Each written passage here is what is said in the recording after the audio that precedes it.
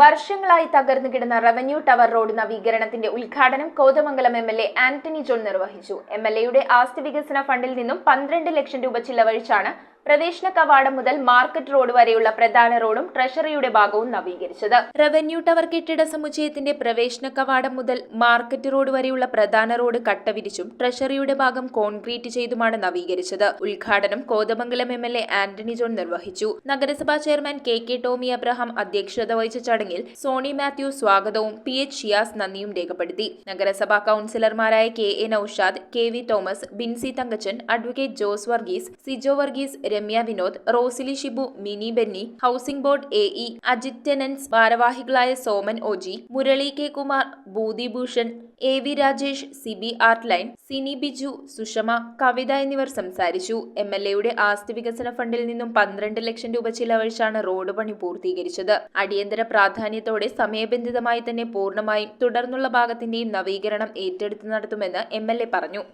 ഇവിടെ ആദ്യം ടാർ ചെയ്യുന്നതിന് വേണ്ടിയിട്ടാണ് നമ്മൾ ആലോചിച്ചിരുന്നത്. പിന്നീട് അത് കോൺക്രീറ്റും ഇന്റർലോക്കും ഇരിക്കലുമായി മാറ്റുകയാണ് ഉണ്ടായത്.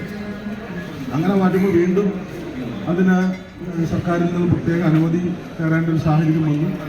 അപ്പോൾ ആ അനുമതിയെല്ലാം വാങ്ങിയതിന് ശേഷമാണ് ഇന്നിപ്പോൾ നമ്മൾ വളരെ മനോഹരമായ ഇവിടെ ഭൂരിപക്ഷം പ്രദേശവും ഇന്റർലോക്ക് വിരിക്കുകയും അത് കഴിഞ്ഞുള്ള ബാക്കി വരുന്ന ഭാഗം കോൺക്രീറ്റ് ചെയ്തുകൊണ്ടും ഇപ്പോൾ നവീകരിച്ചിട്ടുള്ളത്.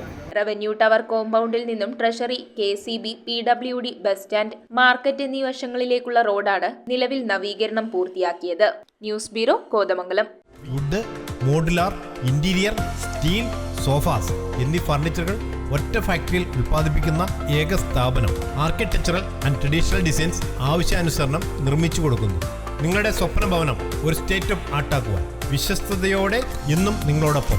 ഇറമ്പത്ത് ഇറ ഫർണിച്ചർ, കോട്ടപ്പടി, കോതമംഗലം. ഇനി കൂത്താട്ടുകുളത്ത്.